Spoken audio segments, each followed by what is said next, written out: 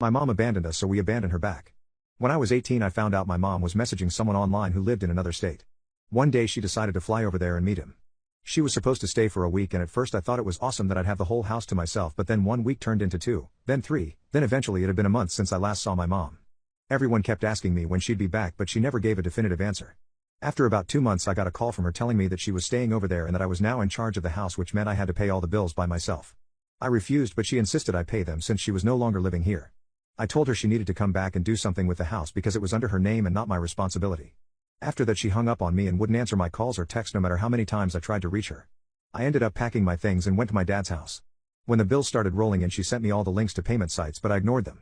When she saw I didn't end up paying them, she called me screaming, telling me I was irresponsible and that I'd get in trouble for not paying them. I told her once again that those bills weren't my responsibility, especially since I was already living with Dad now. She said she hopes I end up homeless on the streets and hung up.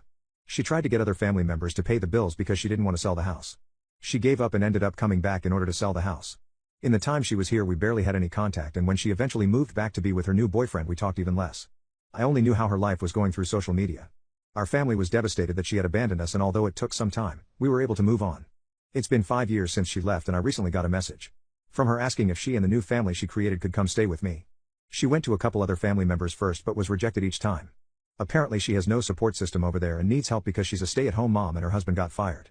They're having trouble making ends meet and want to stay with someone until they get back on their feet. I rejected her as well, saying I have no room and also wanted nothing to do with her. That didn't go over well, and now she's blasting our family on social media saying we're abandoning her in her time of need.